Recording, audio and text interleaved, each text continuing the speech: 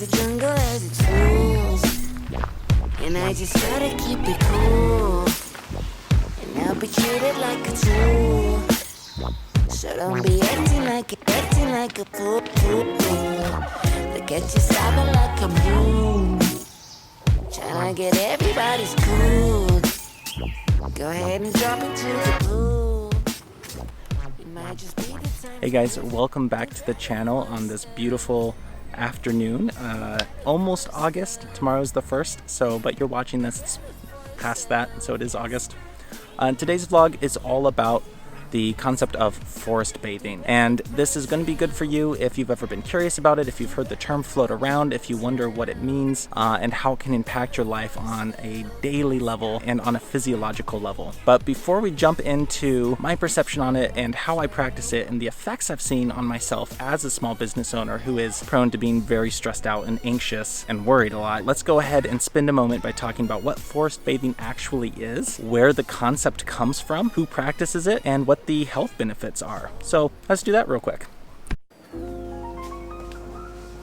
Alright, so forest bathing is called Shinrin-yoku in Japan, and that is a term that means to take in the forest atmosphere. It was developed as a practice in the 1980s and has since been wildly adopted the country over for its therapeutic and medicinal qualities. It functions off of a pretty simple principle, that by removing yourself from the urban surroundings and spending time in nature, you will experience rejuvenative and restorative effects on your physiological well-being and mental well-being. Some of those effects have been proven to be reduction of high blood pressure, reduction of high cortisol levels in the system, improved sleep quality, improved critical thinking, improved creative problem solving. Some pretty big stuff. That's a pretty big impact, even as intuitive as the concept seems. So let's go ahead and jump back out into the park.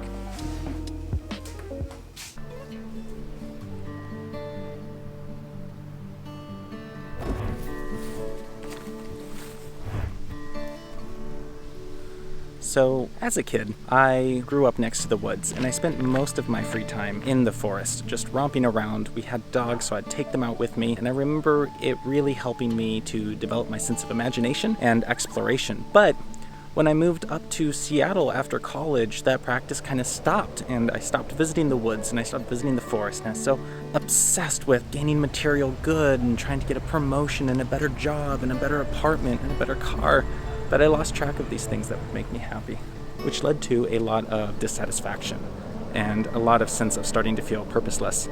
And that turned into reconnecting with the woods. Seattle is positioned next to tons and tons of forest land, national forests, state forests, just local King County parks, and I'd start visiting them regularly.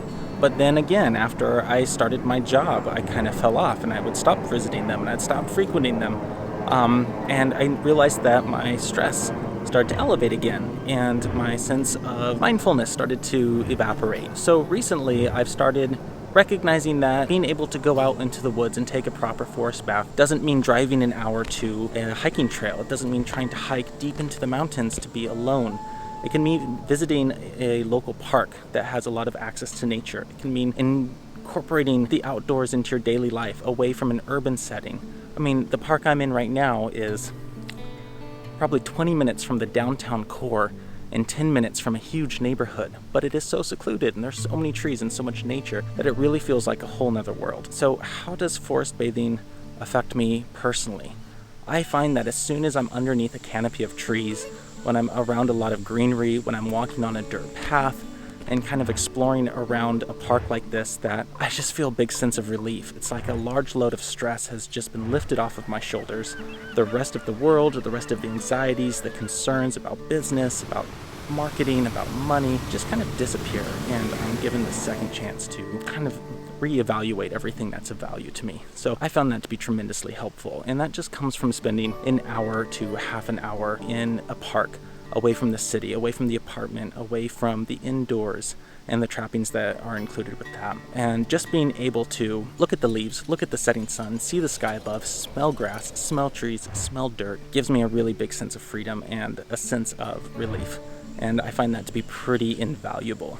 So even if that's something as simple as taking a walk through the local park, shutting the door, putting the phone down, regaining a sense of perspective about your day, I think being able to go out into the forest does help reduce high blood pressure. It does help reduce stress levels and cortisol levels because you feel an overwhelming swelling of peace. You feel this ability to reconnect with yourself, with your thoughts. Your mind wanders, your imagination is stimulated, and you're exposed to ideas and thoughts and notions and feelings that you would otherwise inadvertently suppress with constant attention to work or your phone or media or television.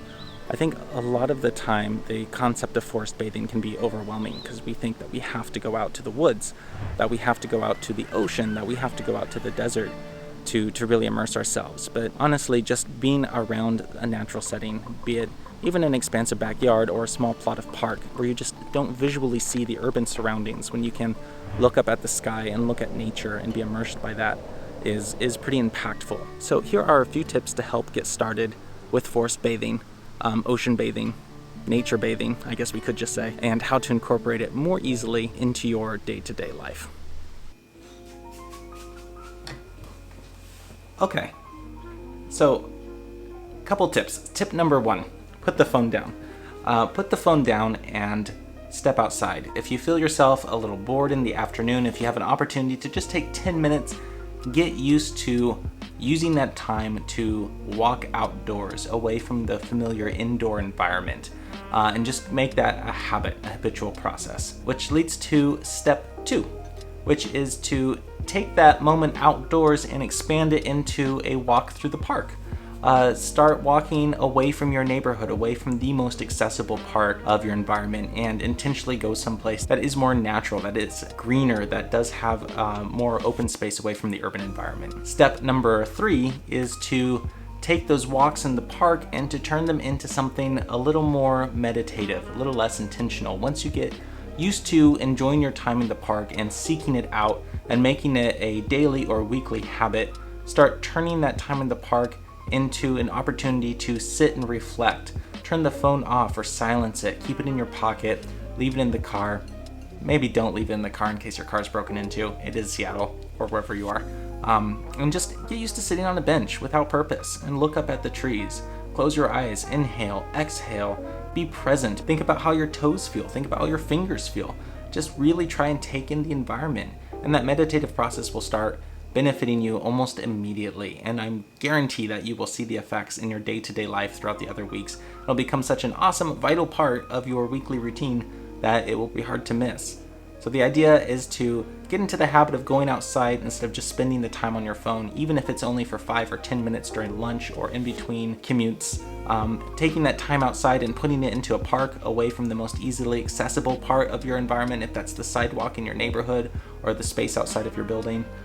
And then taking that time in the park and turning it into a little mini meditative retreat, even if that's just a few hours spread over the course of a few days. The benefits will be there, and I can't wait to hear what you think about it.